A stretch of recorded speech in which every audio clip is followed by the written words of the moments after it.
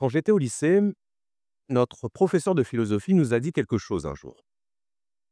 Il nous a dit: «N'oubliez jamais qu'il est extraordinaire que nous existions». Je me souviens que sur le moment, j'ai pas vraiment compris ce qu'il voulait dire. Je pensais qu'il voulait dire que la vie était une chance et qu'il fallait être heureux du simple fait d'être en vie. Mais bien plus tard, j'ai compris qu'il parlait de totalement autre chose. En fait, il parlait de probabilité.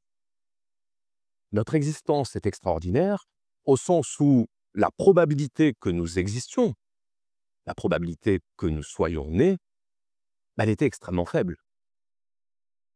Si on prend la probabilité que vos parents se rencontrent, déjà pour commencer, quand on pense aux milliards d'êtres humains qu'il y a sur Terre, donc aux milliards de combinaisons possibles, il a fallu que ça tombe sur cette combinaison-là. Votre père et votre mère. Rien aurait suffi à tout changer. Le moindre micro-événement et tout aurait été différent. Votre père qui déménage dans une autre ville, votre mère qui rencontre un autre homme, qui n'oublie pas de prendre sa pilule, ça tient à rien. Un bus raté, ça change une destinée. Passer au feu orange ou s'arrêter, ça change une destinée. Parce que ça reconfigure tout. Tenez, je vais faire quelque chose. 1, 2, 3. Vous savez ce que je viens de faire? Je viens de changer le cours de l'histoire. Juste comme ça, en m'interrompant 3 secondes. Parce que du coup, vous allez sortir de cette conférence 3 secondes plus tard, 3 secondes qui vont tout changer à votre vie. Donc si vous rencontrez l'âme sœur en sortant de cette conférence, vous pourrez me dire merci. Parce que ce sera grâce à ces 3 secondes. Par contre, si vous vous faites écraser par une voiture qui passait pile à ce moment-là, c'est pas ma faute. Une fois qu'on a pris conscience que chaque micro-événement avait une influence sur toute la destinée du monde, on voit les choses autrement. Et on comprend en quoi, effectivement, notre existence est extraordinaire. Allons encore plus loin. L'apparition de la vie sur Terre. L'apparition de la vie sur Terre, il y a des scientifiques qui ont calculé la probabilité que ça arrive. Ils l'ont estimée à 1 sur 10 puissance 40. Alors, 10 puissance 40, ça ne vous parlera pas forcément. Ça fait une chance sur 1 million de milliards, de milliards, de milliards. On a quand même de la chance. Tellement de chance qu'il est légitime de se dire, ça ne peut pas être le hasard. C'est trop improbable pour que ce soit dû au hasard. C'est comme les coïncidences. Il y a certaines coïncidences, elles ne peuvent pas s'expliquer par le hasard. On l'a tous déjà vécu. On pense à quelqu'un, le téléphone sonne, et à l'autre bout du fil, la personne à qui on pensait. Vous croyez vraiment que c'est dû au hasard? Eh bien, au risque de vous décevoir, oui. Oui, le hasard peut expliquer la plupart des coïncidences. Qu'est-ce qu'on appelle une coïncidence? Une coïncidence, c'est quand 2 événements totalement étrangers l'un à l'autre convergent et qu'on se dit que la probabilité que ça arrive était tellement faible que ça ne peut pas s'expliquer par le hasard. Mais sauf que, bien souvent, l'être humain confond 2 choses. Il confond le hasard et sa perception du hasard. Sa perception du hasard, c'est-à-dire l'impression que ce qui vient de se produire était extraordinaire. Alors que pas forcément. Vous pensez à quelqu'un, ce quelqu'un vous appelle. OK. Mais si la personne à laquelle vous étiez en train de penser, vous pensez à elle souvent, statistiquement parlant, ça augmente les chances que vous soyez en train de penser à elle au moment où elle vous appelle. sans compter que cette personne qui vous a appelé, il y a des centaines de fois où vous avez pensé à elle et où elle ne vous a pas appelé. Du coup, toutes ces fois où elle ne vous a pas appelé, qu'est-ce qu'on en fait? On les compte pas? On compte juste les fois où ça marche? On appelle ça le biais de confirmation. On remarque ce qui confirme nos croyances et on écarte ce qui s'en écarte, justement. C'est très important de garder cette distinction à l'esprit. Le hasard n'est pas la perception du hasard. Et pour illustrer ça, bien, je vais prendre un exemple qui vous concerne tous. Si je vous dis que vous aviez tous une chance sur 800 milliards qu'il vous arrive quelque chose et que je mets ma main à couper que ça vous est arrivé. Alors là, vous allez vous dire, il est fou. Une chance sur 800 milliards ne tient pas à sa main. Si, j'y tiens. Mais je sais ce que je fais. La grande majorité d'entre vous, je pense, a une carte d'identité dans son portefeuille. Cette carte d'identité, elle a un numéro composé de 7 lettres et de 2 chiffres. Vous pouvez vérifier. La confiance n'exclut pas la vérification.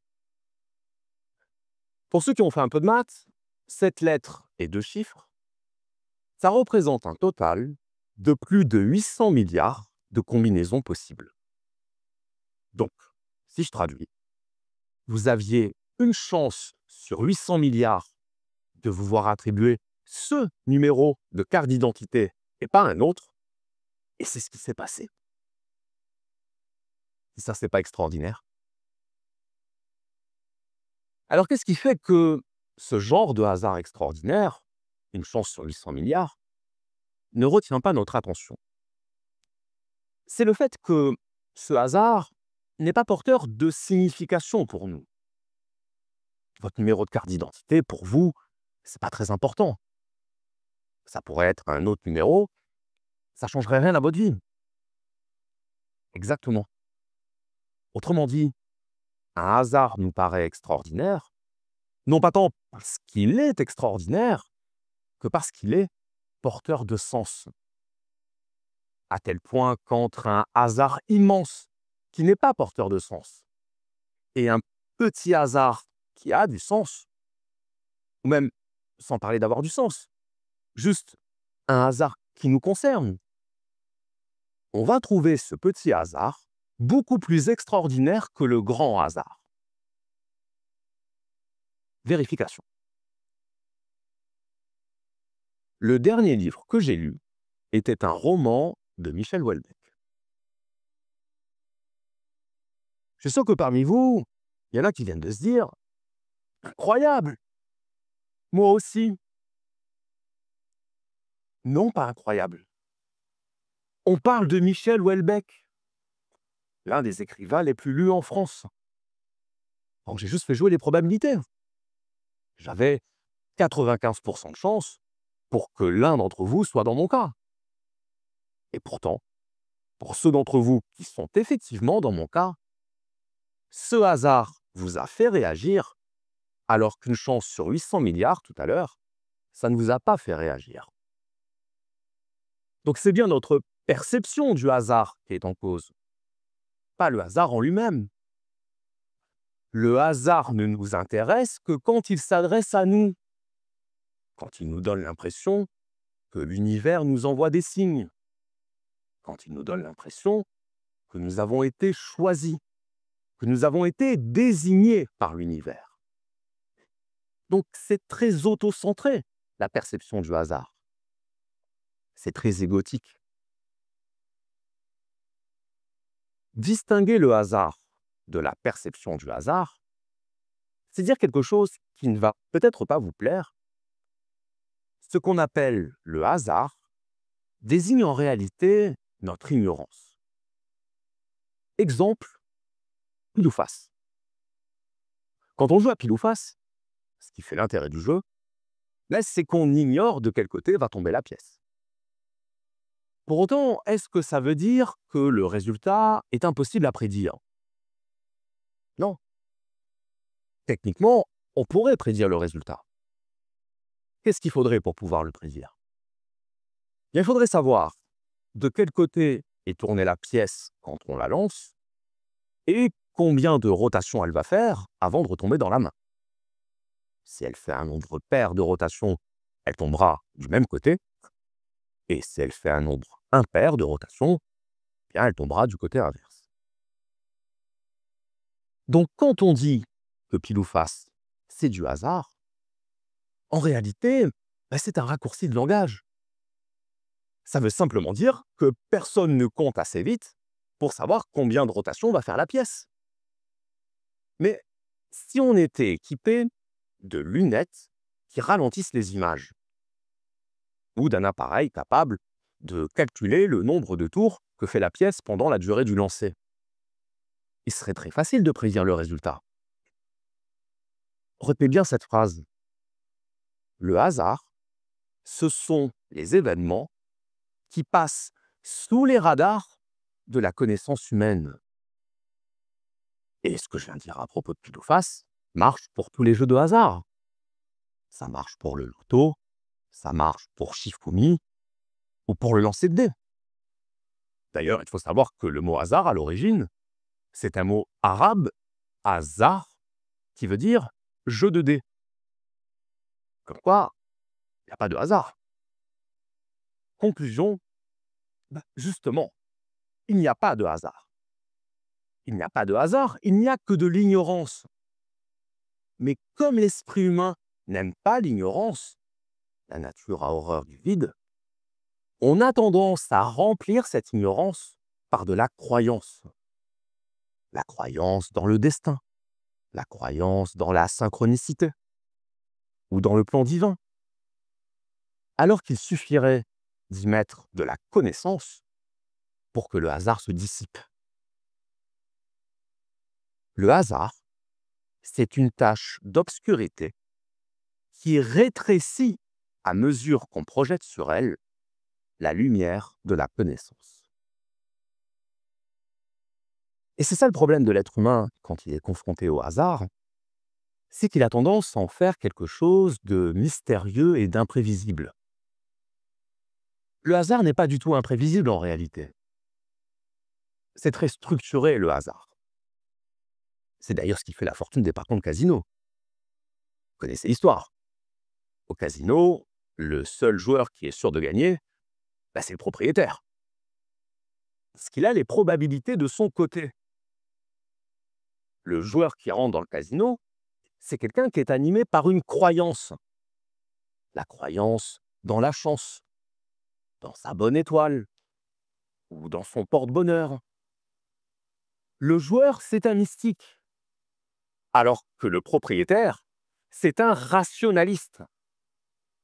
C'est quelqu'un qui sait qu'à la roulette, le joueur qui mise sur le rouge n'a pas 50% de chance de gagner. Il a 48,64% de chance de gagner. À cause du zéro. Le zéro, c'est une case verte, donc ni rouge ni noire, qui fait pencher la balance des probabilités en faveur du casino.